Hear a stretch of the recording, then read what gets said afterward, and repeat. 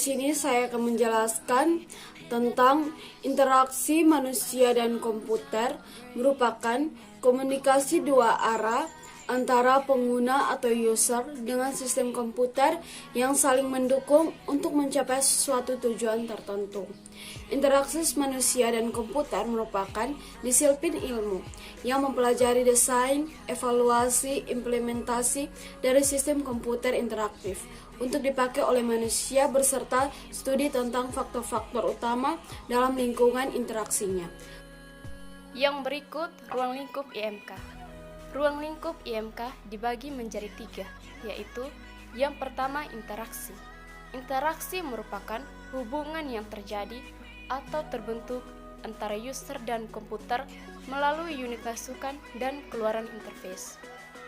Hubungan antara user dan komputer dijembatani oleh antarmuka pengguna. Yang kedua, manusia. Manusia merupakan pengguna yang memakai komputer atau user, di mana setiap user memiliki perbedaan karakteristik. Yang ketiga, komputer.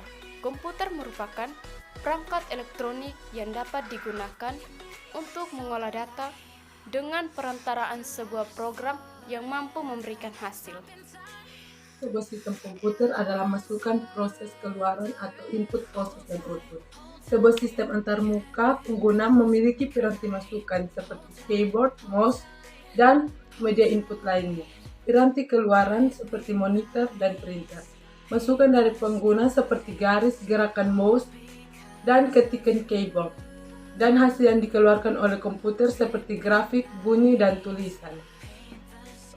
User interface antarmuka pengguna. Interface seperti apa yang diinginkan oleh user?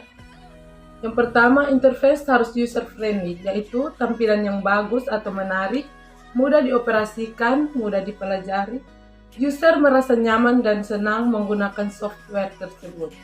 Kedua, antarmuka yang berkualitas tinggi yang dikagumi oleh orang-orang, beredar luas dan sering ditiru. Yang ketiga, suatu antarmuka atau interface yang dibuat seharusnya tidak hanya dapat dilihat, disentuh, atau didengar, tetapi juga mencakup konsep kebutuhan user untuk mengetahui sistem komputer dan harus dibuat integrasi ke seluruh sistem. Di sini saya akan menjelaskan bidang studi atau ilmu yang berperan dalam interaksi manusia dan komputer. Yang pertama itu teknik elektronika atau ilmu komputer, memberikan kerangka kerja untuk dapat merancang sistem HCI. Yang kedua, psikologi, memahami fisik dan kebiasaan, persepsi dan pengolahan kognitif, dan keterampilan motorik pengguna. Yang ketiga, perancangan grafis dan tipografi. Sebuah gambar dapat bermakna sama dengan 1000 kata. Gambar dapat digunakan sebagai sarana yang cukup efektif untuk dialog antara manusia dan komputer. Yang keempat, ergonomi. Aspek fisik untuk mendapatkan lingkungan kerja yang nyaman. Misalnya bentuk keyboard, mouse, posisi duduk, dan lain-lain. Yang kelima, antropologi. Untuk memahami cara kerja berkelompok yang masing-masing anggota bekerja sesuai dengan bidangnya. Yang keenam, linguistik. Untuk melakukan dialog diperlukan komunikasi yang memadai menggunakan bahasa khusus seperti bahasa grafis, bahasa menu, dan bahasa perintah. Yang berikut, sosiologi. Studi tentang pengaruh sistem manusia komputer dalam struktur sosial. Misalnya adanya PHK karena otomasi kantor.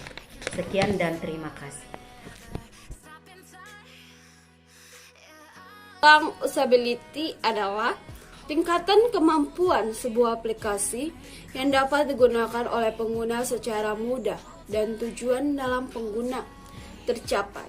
Usability juga merupakan suatu sistem kegunaan yang mudah dipelajari, mudah digunakan, dan mendorong pengguna untuk menggunakan sistem sebagai alat bantu yang positif dalam menyelesaikan tugas.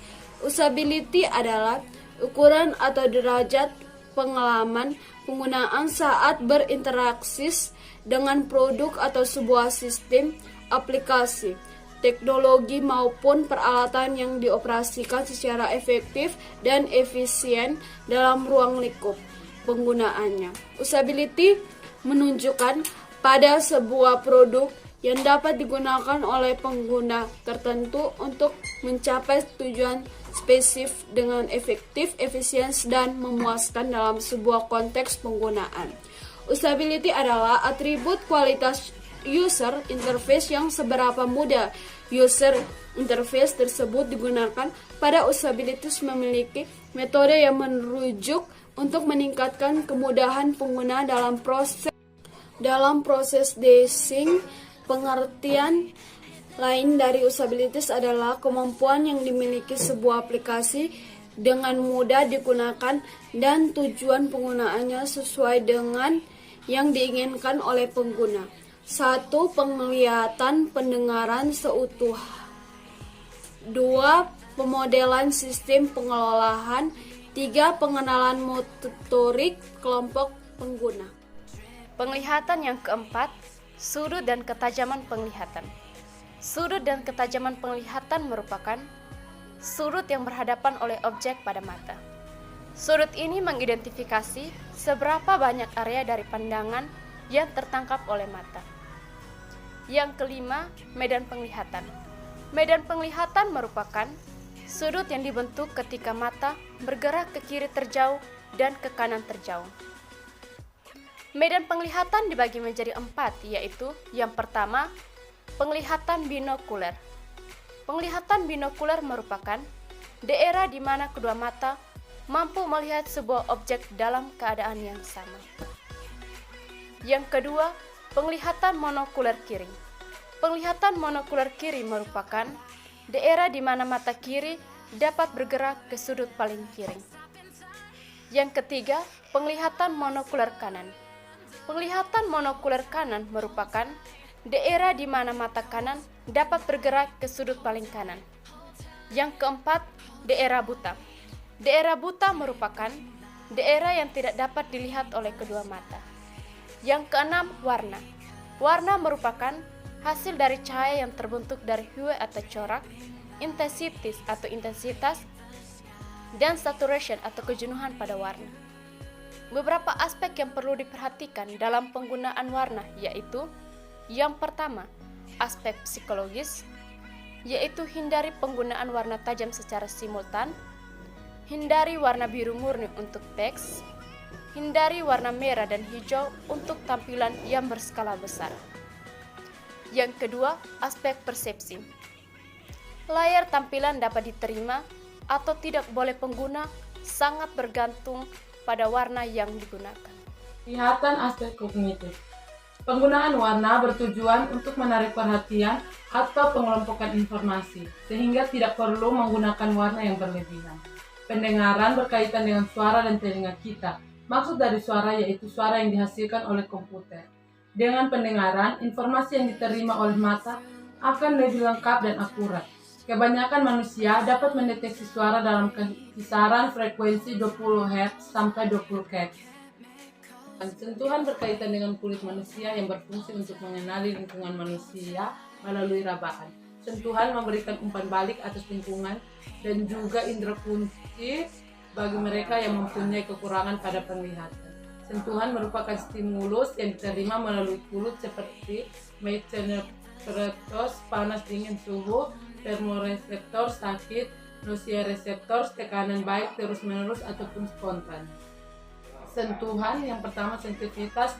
Sentuhan berhubungan dengan aspek ergonomis dalam sebuah sistem baik melalui media inputan maupun media keluaran. Misalnya, keluhan pada saat menggunakan papan ketik yang harus dilakukan penekanan yang cukup berat atau malah terlalu ringan.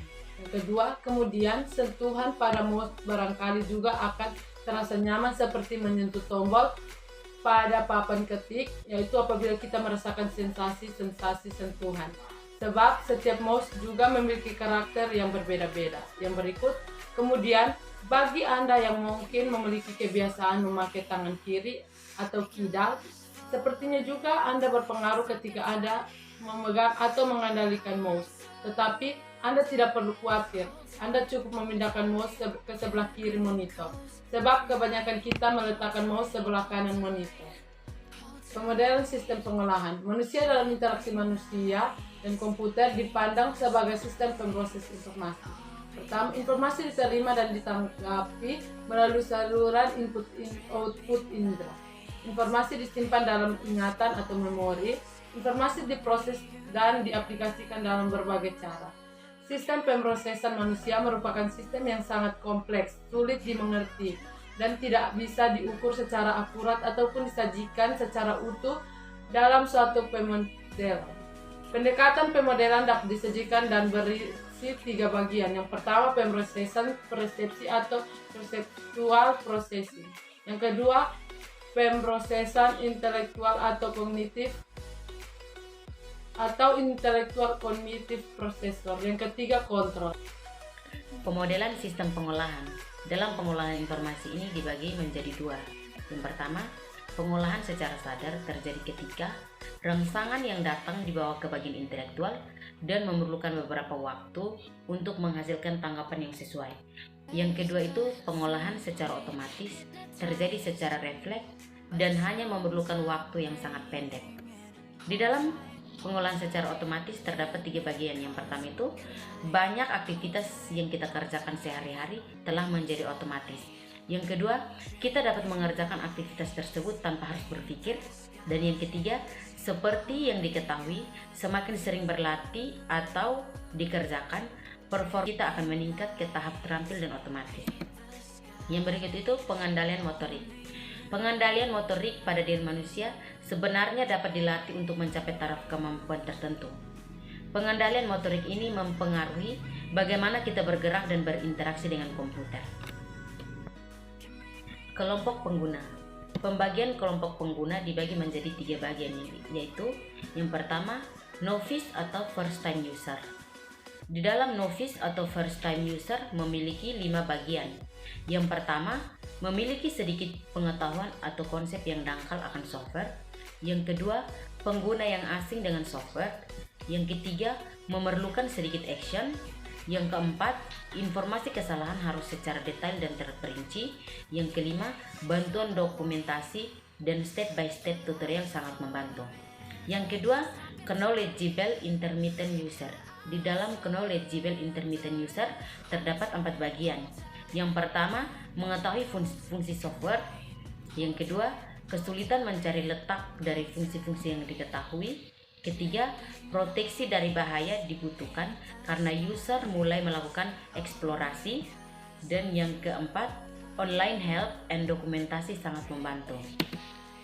Yang berikut itu expert frequent user.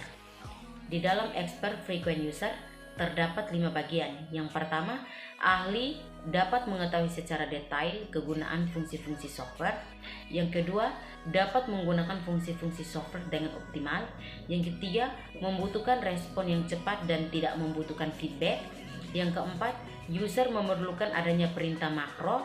Dan yang kelima, menu-menu yang ada dibuat ringkas dan cepat.